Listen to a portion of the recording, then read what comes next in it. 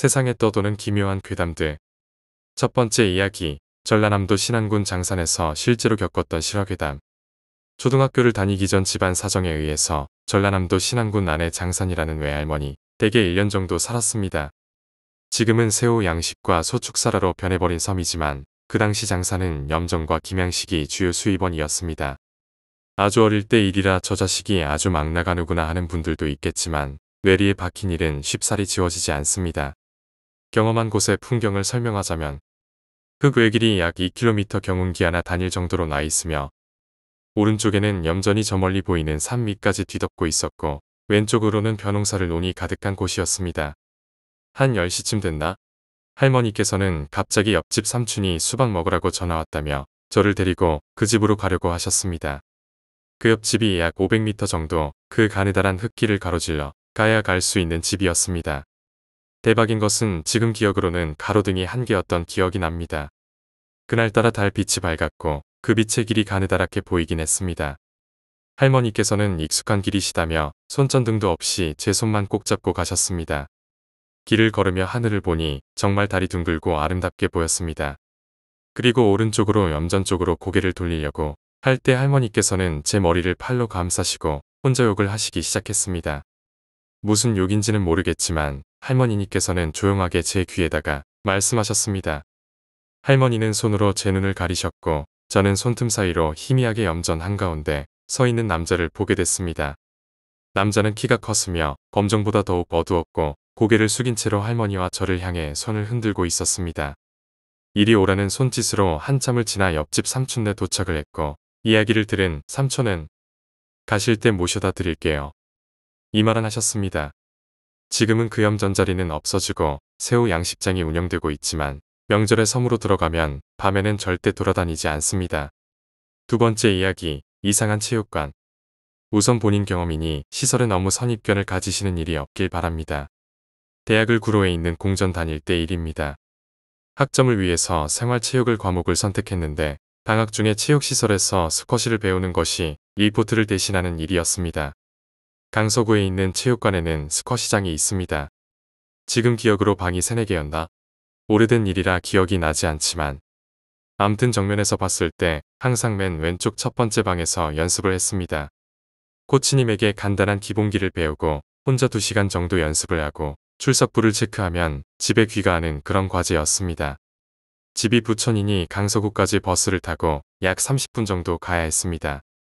2주쯤 지나 태풍이 오는지 날씨는 흐리고 대낮인데 하늘은 밤처럼 어두워지고 있었습니다. 스쿼시장에 도착해보니 그날따라 왼쪽부터 3개의 방이 가득 찼고 어둡고 후미진 곳인 맨 오른쪽 끝 방만 비워져 있었습니다. 평소에도 그쪽 방은 느낌이 좋지 않아 쓰지 않는 곳이었는데 어쩔 수 없이 그곳에서 연습을 시작했습니다. 스쿼시장은 3면이 벽이고 출입문은 밀폐된 강화 유리로 되어 있는 구조입니다. 1시간쯤 연습하며 혼자 이것저것 해보고 있었습니다.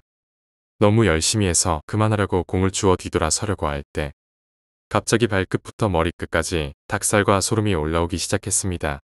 정말 뒤돌아보기가 무서울 정도였습니다. 지금도 기억하는 것은 공의 위치입니다. 강화 유리와 벽 사이 모서리에 위치했습니다. 그 공을 줍고 시선을 강화 유리로 보는 순간 갑자기 사람 손 자국 모양 이게 정도 보이기 시작했습니다. 그냥 누가 장산 삼아 땀으로 만들어 놓았겠지 했지만 제가 잠깐 놀라 5초 정도 보는 순간 손자국 모양들이 수십 개로 늘어나기 시작했습니다. 그리고 움직이며 마구 강화 유리에 찍어대기 시작했습니다. 사람 손이 닿지 않는 저 높은 구석부터 눈앞에 이르기까지 손자국이 가득했습니다. 너무 놀라 그 자리로 뛰쳐나와 집으로 향했고 그 이후로는 그곳을 가지 않았습니다. 학점은 C를 받았고 다음 학기부터는 그 강의를 수강하지 않았습니다. 세 번째 이야기, 부천의 어떤 주택가. 부천시 자유시장이라는 곳에 전철이 다니는 고셔프로 주택들이 지어져 있습니다. 빨간 벽돌집으로 돼 있고 주로 다세대 주택 같은 동네였습니다. 제가 살고 있는 집은 햇빛이 들지 않고 현관은 집 뒤쪽으로 기역자 복도를 지나면 나오는 구조였습니다. 기역자 코너를 돌기 전에는 제 방 창문이 하나 있었습니다. 창문의 높이는 성인 허리쯤 위치라 어린 제가 봐도 여름에는 창문 열고 자기가 무서웠습니다. 멀리 골목에서 비춰오는 중앙색 가로등 불빛만 희미하게 비춰지는 그런 방이었습니다. 때는 여름에 삼촌이 군대 휴가차 제 방에 와서 자고 있을 때 일어났습니다. 삼촌은 군인이라 그런지 불도 켜지 않고 화장실을 갔습니다. 술을 먹고 와서 그런지 화장실을 간 지가 상당한 시간이 지났음에도 삼촌은 오지 않았습니다. 화장실까지 열발자국 고줌을 누는 소리도 문을 닫는 소리도 들리지 않았습니다. 여름이라 활짝 열어놓은 창문 사이로 경험하지 못한 한기가 느껴지기 시작했습니다. 덜컹덜컹 창문 사이에 있는 철망을 손으로 흔드는 소리가 나기 시작했습니다. 가위에 눌린 것도 아니고 저는 무서운 마음에 문 뒤에 있는 쌀마가니에 머리 박고 이불을 머리끝까지 덮고 자는 척을 했습니다. 창문 저 멀리서 가느다란 여자 목소리로 일어나, 일어나, 일어나 라고 들리기 시작했습니다. 너무 무서워 더욱더 자는 척을 했습니다. 하지만 일어나라는 여자의 목소리는 창문을 넘어 점점 제 귓가로 다가오는 것 같았습니다. 느끼기로는 한 10분 정도 들린 것 같습니다. 그때 삼촌이 화장실을 갔다가 돌아오는 것 같은 기척을 느꼈습니다. 안심하고 다시 잠이 들었습니다. 다음날 삼촌에게 화장실을 뭐 그리 오래 가냐며 아침밥을 먹으며 이야기를 했는데 삼촌은 화장실을 간 적이 없다는 것입니다. 잠결에 무언가 일어나기에 삼촌이라 생각했고 돌아와 누운 기척도 삼촌이라 생각했는데 너무 놀라 어머니께 말씀드리니 한번 깊이 생각하시더니 다음부터는 같이 자자고 말씀을 해주셨습니다. 중학생이 되면서 그 집에서 나와 신중동이라는 신도시로 이사와서 간혹 그때 이야기를 하면 어머니는 그 집이 집터가 세서 그렇다고 하십니다. 돈을 벌어 아파트로 이사를 갔지만 그 집에 있는 동안에 아버지의 손가락이 절단되고 가위도 자주 눌리고 귀신 꿈도 자주 꾸었습니다. 지금은 빌라 주차장이 돼버린 그늘진 창문자리를 볼 때마다 지금도 약간의 한기가 느껴지곤 합니다. 네 번째 이야기, 노크. 본 이야기는 제가 직접 경험한 것이고 한치의 거짓도 없으며 직접 느껴보지 못한 사람은 이해 못할 수도 있을 것 같아요. 그 당시에는 진짜 오줌 지릴 정도로 공포감이 있었으니깐요. 그럼 이곳에서 겪은 이야기를 해보겠습니다. 일단 방 설명을 할게요. 저는 신생공업단지 원룸에 살고 있어요. 시골이라 밤이 되면 인적이 없는 곳이고 방은 현관을 바로 들어오면 오른쪽에 작은 부엌 왼쪽에 화장실 그리고 주방과 방을 나눠주는 중간문 그리고는 바로 방이에요. 창문이 현관에서 바라보는 중앙에 크게 하나 있고 왼편에 옷장 오른편 벽 중앙에 TV가 있었습니다. 잠은 옷장 바로 옆에서 자고 있습니다. 밤 11시경 TV를 틀었죠. OCN에서 터미네이터4를 하고 있더군요. 안 봤던 거라 그냥 보고 있는데 현관에서 똑똑. 현관 잠금 장치를 안 해놔서 친구들은 그냥 비번 누르고 들어오는데 노크를 했다는 건 친구가 아닌 거죠. 저는 방에 조용히 있는 걸 좋아해서 누가 오든 안 오든 현관 배웅을 안 하거든요. 그리고 오밤중에 노크하는 거조차 비매너라 생각해서 아 누구야 하고 TV 볼륨 줄이고 쥐 죽은 듯이 있었어요. 아 그런데 다시 똑똑. 이 시간이 11시 35분 경이었어요. 저는 짜증이 나서요. 아 그냥 좀 가라 잘 거니깐. 근데 다시 똑똑. 그러더니 밖에서 어느 여자 둘이서 궁시렁대는 소리가 들렸어요. 아까 방 설명을 했듯이 중간문이 있는데 저는 그 문을 안 닫거든요. 그 문이 열려 있으면 밖에 발자국 소리까지 다 들려요. 그리고 조용한 밤이라 목소리도 당연히 들리고요. 분명 두 여자가 궁시렁거렸어요. 근데 한국말은 아니 것 같은 소리로 말하는 두 여자 목소리였습니다. 아 도대체 왜 이 밤중에 왜 남의 집 앞에서 떠들고 있나 그 생각뿐이면서 그냥 혼자 있으니깐 쫄랐죠. 그리고 말소리가 멈추고 다시 한번 똑똑. 모르겠다. 그냥 자야겠다 싶어서 그대로 피곤한 몸은 잠이 들었습니다. 스트레스성으로 한두 시간 간격으로 계속 깨요. 새벽 1시인가 2시간 그 시간쯤 화장실 갈 겸 깼너요. 화장실은 현관문 오른쪽에 있고요. 옷장 옆에서 일어나 슬금슬금 걸어가 중간문 쪽으로 걸어갔죠. 그런데 그때 똑똑. 아 지금 글 쓰면서도 소름이 돋네요. 노크 소리와 함께 아까 그 여자들의 궁시렁 소리. 아까 노크했던 그 두 여자가 내가 일어날 때까지 기다렸다가 어떻게 화장실 가는 걸 알고 다시 노크를 했다는 건데 상식적으로 이해가 되지 않죠. 그리고 그 일정한 소리와 느낌에 똑똑. 그 자리에서 쥐 죽은 듯이 이불로 들어가 그대로 기절을 했다고 봐야 될 것 같습니다. 그때 생각이 나면서 오늘도 불안한 느낌이네요. 지금 생각해보니까 만약 그때 문을 열었더라면 어떻게 됐을지 궁금하네요.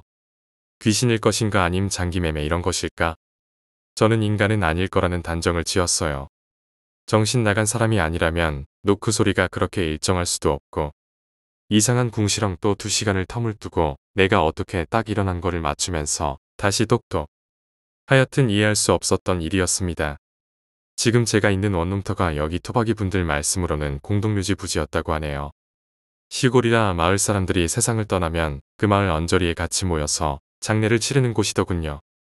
5번째 이야기, 소름 끼치는 원룸. 이 이야기는 2005년 친구 경수의 실화이다. 녀석은 집안 형편이 좋지 않아 대학 등록금을 어렵게 벌어 부산에 올라왔다.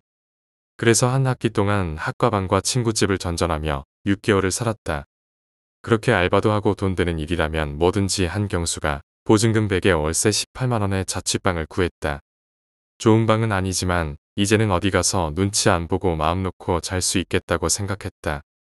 그리고 그날도 여전히 밤늦게 알바를 끝내고 새벽 2시에 들어와 잠을 청하려 하는데 딸랑딸랑 방울 소리가 나는 것이었다.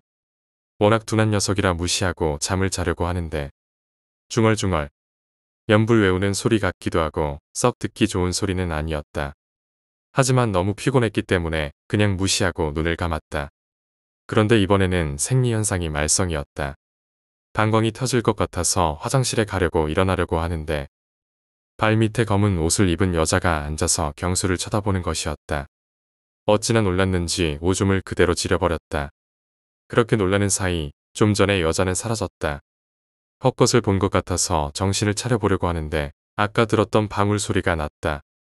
경수는 무서워서 사방에 불을 다 켜고 바지를 갈아입었다.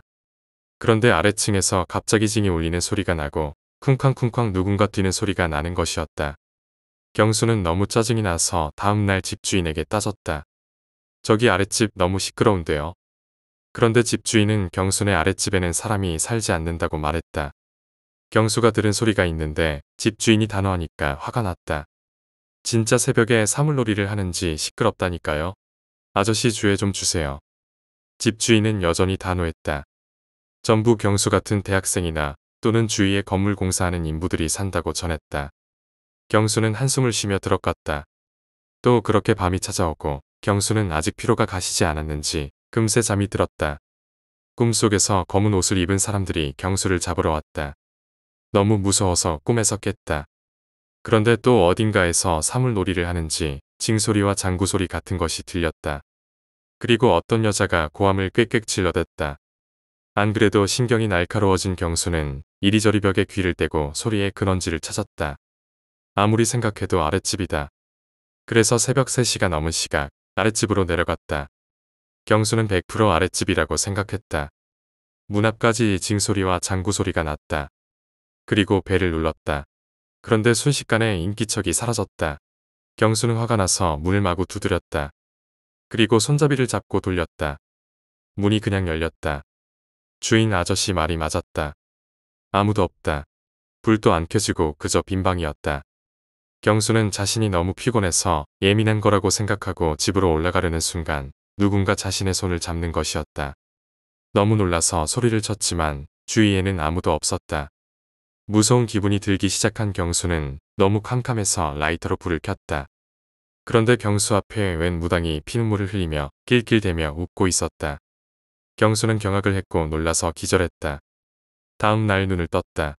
역시 아랫집이었다. 대낮에 본 그 집의 광경은 가관이었다. 벽에는 온갖 부적들과 기괴한 그림들이 붙여져 있었고 닭피인지 물감인지 붉은 피투성이가 묻어 있었다. 경수는 매우 무서웠다. 1초라도 있고 싶지 않았다. 주인을 찾아갔다. 여기 무당 살잖아요. 아무도 없긴 왜 없어요? 주인이 담배를 피며 씁쓸하다는 듯 허공을 바라봤다. 주인이 말하길 사실 몇 년 전 아랫집에는 신내림 받은 여자가 살았다고 했다. 원래는 회사를 다니던 평범한 아가씨였으나 무병에 걸려서 할 수 없이 무당이 되었다고 했다. 그러나 그녀에게는 결혼할 사람이 있었는데 무당이 되면서 헤어지게 되었다. 그리고 아가씨는 자신의 처지를 비관한 나머지 누굴 위한 구판인지 모르겠으나 굿을 치르고 스스로 목숨도 끊었다고 했다. 경수는 자신이 경험한 여러 가지 공포스러운 일들이 생각나서 소름이 돋았다. 그래서 그곳을 당자 나왔고 그 뒤로 원룸을 구할 때는 매우 깐깐하게 고르는 습성이 생겼다. 우리가 군에서 제대할 때쯤 그 원룸은 신식으로 리모델링 되어 있었다. 6번째 이야기, 신내림.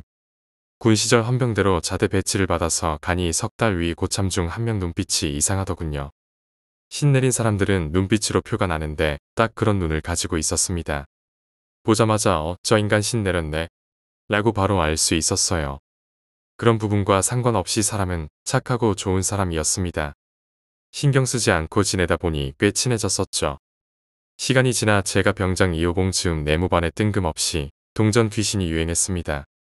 아시는 분들도 있겠지만 달력 뒷판을 뜯고 자음과 모음 써놓고 숫자도 쓰고 예스, 노후도 써놓고 3명이 빙 둘러앉아 손가락을 동전 위에 나란히 얹어놓고 귀신을 부르면 동전이 자기가 알아서 스르륵 움직이는 그런 형태의 놀이였죠. 지금 생각하니 우습네요. 다 큰 혈기에 왕성한 남자들이 둘러앉아 그 짓이나 하고 있었다니. 여튼 고참 하나가 재밌는 놀이 하나 배워왔다고 한번 시작한 뒤 내무반에서 유행하게 됐습니다. 아까 말한 신 내린 것 같다는 고참이 한 병장이었는데 첫날 자기도 손가락 골리는 3명 중에 껴서 하겠다는 걸 제가 말렸습니다. 한 병장님은 그거 하지 마십시오. 왜? 느낌이 안 좋습니다. 그냥 구경이나 하는 게 좋을 것 같습니다. 저도 잘 모르지만 왠지 그 고참이 하면 안 될 것 같다는 생각이 들어 그렇게 말했습니다. 제가 말리자 안 하더군요. 그러던 어느 날 제가 야근을 마치고 11시경 내무반에 올라가자 또 얘의 동전 귀신 놀이를 하고 있었습니다. 불도 다 끄고 촛불 하나 켜놓고 3명이 동전 위에 손가락 올려놓고 나머지는 그 주위에 빙 둘러서 구경하고 있고 속으로 또 시작이네 라고 생각하고 있는데 뭔가 다른 날과 공기가 좀 다릅니다. 보통 때는 귀신한테 질문하면서 키득거리기도 하고 장난도 치고 그런 분위기였는데 그날은 왠지 다들 표정이 싸하게 굳어 있더라고요. 오늘은 왜 저래? 라는 생각으로 그 판을 들여다보니 어라? 한 병장이 그 판에 손가락을 얹고 끼어 있는 겁니다. 속으로 어이구 저 인간은 저런 거 하면 안 되는데 라고 생각했었죠. 그때 다른 질문자 하나가 혹시 여기 당신이 따라다니는 사람이 있습니까? 라고 물으니 동전이 내 방향으로 움직입니다. 저도 분위기에 압도되어 환복도 하지 않고 옆에 서서 구경하기 시작했습니다. 원혼 때문에 따라다니는 건가요? 라고 묻자 아니랍니다. 그러더니 동전이 자음과 모음을 부지런히 움직이더니 사랑이라는 글자 조합을 오갑니다. 누군지 말해주실 수 있나요? 라고 묻자 동전이 움직이더니 한이라는 조합을 만듭니다. 우리 시선은 일제히 한 병에게 쏠렸고 한 병장 얼굴은 새하얗게 변하기 시작했습니다. 그 상태로 잠시 침묵이 흐를 때 눈치 없던 고참 하나가 말했습니다. 난 당신의 존재를 못 믿겠는데 혹시 당신의 모습을 보여주거나 증명해 주실 수 있나요? 라고 말해버리고 맙니다. 그 말이 끝남과 동시에 우리는 모두 토끼 눈이 되어 그 고참을 원망 어린 눈초리로 바라보고 있었고 한 고참은 그 질문을 한 고참에게 야이 미친 새끼야 라고 욕을 했습니다. 그렇게 잠시 고고한 공포가 흐르는 침묵이 지속되고 있었는데 갑자기 건너편 침상 쪽에서 뭔가가 후두둑하고 떨어집니다. 다음날 행사가 있어서 투입되는 인원들은 정복을 다림질해서 관물대 앞 옷걸이에 걸어뒀는데 그중 한 벌이 아무 이유도 없이 밑으로 떨어진 겁니다. 주위에 아무도 없었는데 말이죠. 그때 놀라서 소리 지르고 사람도 있고 가관이었습니다. 떨어진 옷을 보니 한 병장 옷이더군요. 모두 극도의 공포심이 몰려있던 그때 갑자기 한 병장이 A씨, 안해 세상에 귀신이 어딨어? 라며 동전에서 손을 확 떼버립니다. 각자 한마디씩 하며 농담으로 분위기를 삭히자 부풀어 오르던 공포감이 사그러지기 시작했습니다. 그러다 이런저런 이야기로 하루를 마무리하고 하나 둘 잠자리에 들 때 저는 담배나 한 대 태우기 위해 밖으로 나갔습니다. 근데 거기 한 병장이 혼자 쭈그리고 앉아있더군요. 한 병장님 안 주무십니까? 라고 물었는데 대답도 없이 멍하게 땅만 보고 있습니다. 그러더니 시간이 좀 지나자 그제서야 뒤에 제가 서 있는 걸 알더군요. 뭐 하십니까? 한 병장님 쫄려서 그런 겁니까? 라고 제가 슬슬 농담을 했습니다. 그러자 아니 그게 아니고 야 저기 아까 라며 뭔가 말을 하려다 맙니다. 아까 일 때문에 그러시는 겁니까? 옷 떨어진 거 가지고 뭐 그렇게 놀라십니까? 신경 쓰지 마십시오. 라고 말하며 내가 웃어 넘겼습니다. 그러자 아니다. 나 들어갈게. 라며 내무반으로 혼자 들어가더군요. 그날 그렇게 잠자리에 들었는데 새벽에 잠시 잠이 깼습니다. 이상하게 새벽에 잠이 깼는데 바로 잠이 안 오더군요. 자려고 눈을 감고 있는데 어디선가 작게 찰싹, 찰싹 하는 소리가 들리는 것 같습니다. 정확한 표현으로 들리는 것 같았습니다. 속으로 이게 무슨 소리지? 잠결에 잘못 들었나? 빨리 자야지 뭐 이런 생각을 하다 문득 실 눈을 뜨고 앞을 바라보는데 그때 한 병장 자리가 제 침상 맞은편 쪽이었습니다. 한 병장 머리맡에 어떤 여자가 앉아 한 병장 얼굴을 손으로 찰싹찰싹 때리고 있는 겁니다. 어두워서 표정은 보이지 않는데 마치 웃고 있는 얼굴을 한 듯한 느낌도 들고 그러다 저도 기억이 없어요. 사실 그때도 그렇게 생각했고 지금도 그렇고 그때 제가 본 게 꿈이었는지 실제 제가 깨서 본 건지 명확히 말하기 힘듭니다. 그렇게 아침이 밝았습니다. 멍하게 일어났을 때는 새벽에 제가 본 걸 기억도 못하고 있었어요. 졸병들은 기상시간이라 이리저리 바쁘게 움직이고 있는데 한 병장도 벌써 일어나서 침상 쪽을 바라보고 앉아 있더군요. 근데 내무실을 왔다 갔다 하는 졸병들 표정이 이상한 거예요. 그냥 그런가 보다 하고 몽롱한 상태로 세면백을 들고 씻고 왔는데 그때까지 한 병장은 자기 관물대 쪽으로 뒤돌아 앉아 꼼짝을 안 하고 있었습니다. 한 병장님 출근 준비 안 하십니까? 라고 물어보다가 기절할 뻔했습니다. 한 병장 입술이 어마어마하게 커져 있는 거예요. 이게 마치 현실적이지 않고 만화 캐릭터처럼 입술만 거의 너 배 정도 커져 있는 겁니다. 그 상태로 망연자실하게 앉아 눈물만 뚝뚝 흘리고 있더군요. 신일병이 보급대에서 헌병대로 넘어온 시기가 제가 상병 때인지 일병 때인지 명확히 기억이 나지 않습니다. 보급대 내 고문관 비슷하게 찍혀있던 녀석은 고참들 앞에서 수수령 메스를 들고 시익 웃은 후 입을 아벌리고 자기 볼에 관통시켰다는 소문이 돌았습니다. 입에서 피가 철철 떨어지는데 웃으며 도망치는 고참들을 따라 쫓아다녔다는 이야기도 들리고요. 웃으며 주사바늘로 자기 팔을 찍어대며 자해했다는 소문도 있었습니다. 녀석이 점점 골치 아파지자 보급대 대장 해결 측은 헌병대로 전출이었습니다. 녀석의 전출 이야기를 들었을 때 발칵 뒤집혔었죠. 희대의 또라이가 우리 대대로 오다니라며 잔뜩 긴장하고 있던 녀석을 처음 본 날 의외의 이미지였습니다. 작고 마른 데다 군인답지 않은 하얀 피부에 어찌 보면 여성스럽다고도 할 수 있는 이미지인데 인광은 번뜩하며 살아있더군요. 나중엔 녀석과 친해지고 나서 좀 웃었던 게 소문처럼 그렇게 웃으며 칼을 찔러넣고 관통시키지는 않았답니다. 그게 말입니다. 고참들이 너무 괴롭히니까 엿 좀 먹여보려고 말입니다. 처음 계획은 수수령 메스를 볼에 찔러놓고 입까지 쭉 잡아 당기려고 했지 말입니다. 라고 그 녀석이 말했습니다. 뭐? 야 이 미친 놈아 그걸 제정신에 어떻게 해. 내가 이렇게 말하자. 아니 의대 다니는 제 친구가 말입니다. 수수령 메스로 살찌지면 하나도 안 아프다는 말을 해서 말입니다. 꼬매면 흉터도 안 남는답니다. 야 그게 말이 되냐. 칼로 생사를 찢는데 안 아프다는 게 말이 돼. 그러게 말입니다. 칼로 볼을 푹 찌르는 순간 너무 아프지 말입니다. 그래서 그냥 뺐습니다. 야 소문으로는 볼 안으로 칼을 관통시켰다던데. 너 주사기 들고 자해도 했다며. 아닙니다. 저도 생각이 있는 놈인데 관통을 왜 시킵니까? 주사도 친구가 안 아프다 그래서 찔러봤는데 한 세 방 찌르다 말았습니다. 그것도 엄청 아픕니다. 소문이란 게 원래 다 그런 거잖습니까? 그냥 뭐 볼에서 피는 뚝뚝 떨어지지 저는 미친 놈처럼 웃으면서 내무반 헤집어 다녔지. 지들이 공포에 질려서 그런 거 아니겠습니까? 라며 아무렇지 않게 그 녀석이 말했습니다. 그 정도만 해도 이미 충분히 또라이인데 이놈한테 또라이의 기준이 뭔지. 처음 전입 왔을 때 다른 고참들이 좀 갈궜던 기억이 나는데 저는 이상하게 녀석에게 호감이 갔습니다.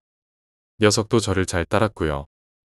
시간이 지나면서 다른 고참들도 녀석이 생각만큼 또라이가 아니라는 걸 안 후 그냥 무난무난하게 지내게 되었습니다.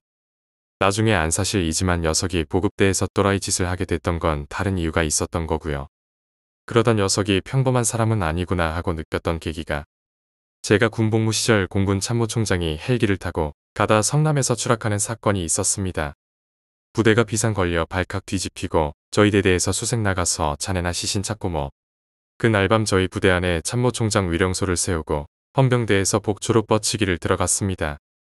그런데 새벽에 소란스러워서 잠이 깨보니 위령소에서 뻗치기 해야 할 2명이 내무반에서 덜덜 떨고 있는 거예요.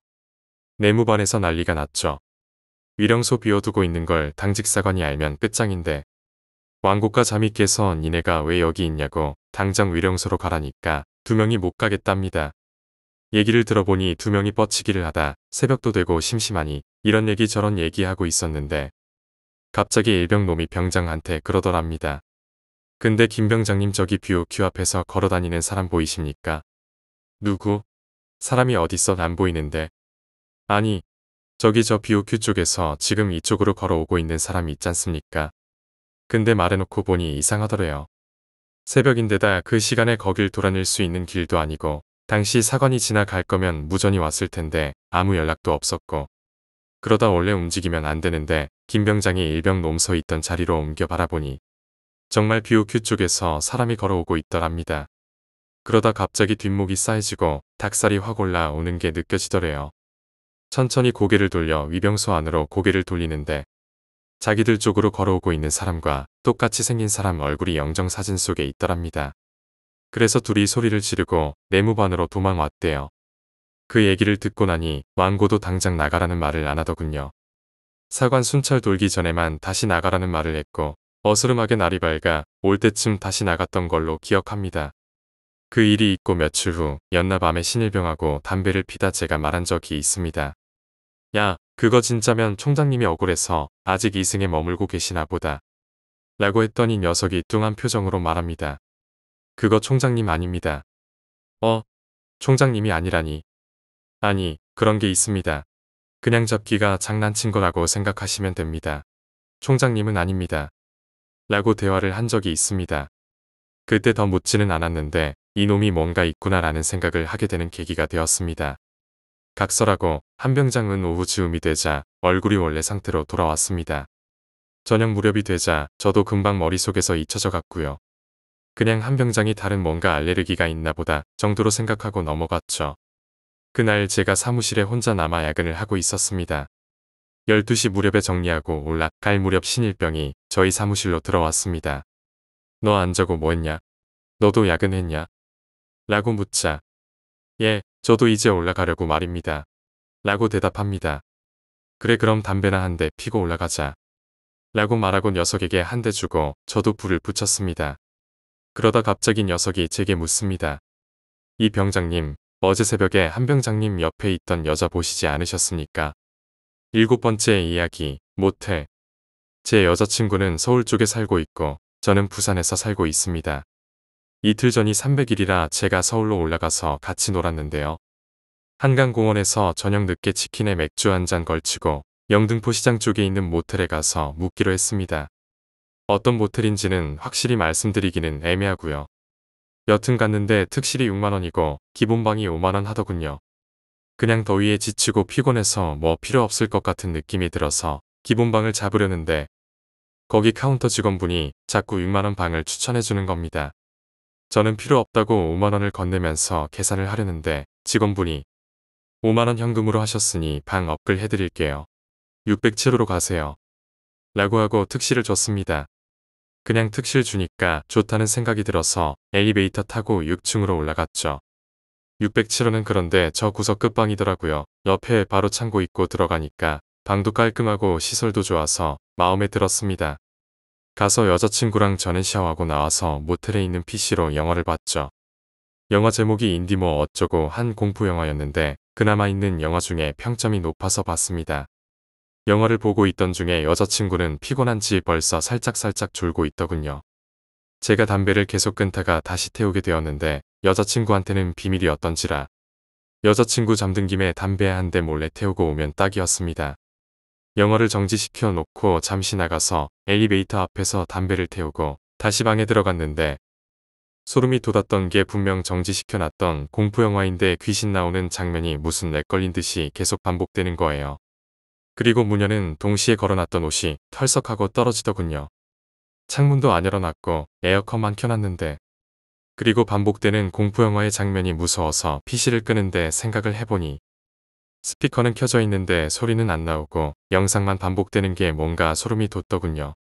워낙 무서워서 담배 냄새고 뭐고 여자친구를 흔들어 깨웠는데 여자친구가 일어나자마자 여기서 나가자고 여기서 자기 싫다면서 급하게 자기 짐을 챙기는 겁니다.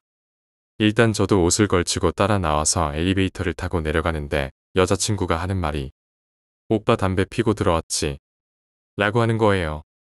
사실 전 속으로 한편으론 여자친구가 자는 척하고 저를 골탕 먹이려고 이런 이벤트를 준비했나 싶어 다행이다 싶었는데 이어지는 여자친구 말이 나 피곤해서 잠들었는데 꿈에서 오빠가 나가는 것까지 느꼈다. 근데 오빠가 나가자마자 이상한 여자가 한 명 들어오는 소리가 나더니 미친 듯이 웃으면서 방을 돌아다니더라. 계속 웃으면서 돌아다니는데 나는 정신은 들지만 몸이 꼼짝달싹 못하겠더라. 그리고 오빠가 다시 들어올 때 끼악하고 비명소리가 들렸는데 그 비명소리가 방 밖으로 나가는 게 아니라 방구석 모서리에서 들렸어. 그래서 나가자고 한 거야. 아직 안에 있는 것 같다. 그 말 듣고 소름 돋아서 엘리베이터 밖으로 나오면서 바로 사람 많은 거리로 여자친구랑 나왔네요. 영등포역 앞에 있는 맥도날드에서 밤샜어요. 여튼 좋은 기억은 아닌 것 같네요.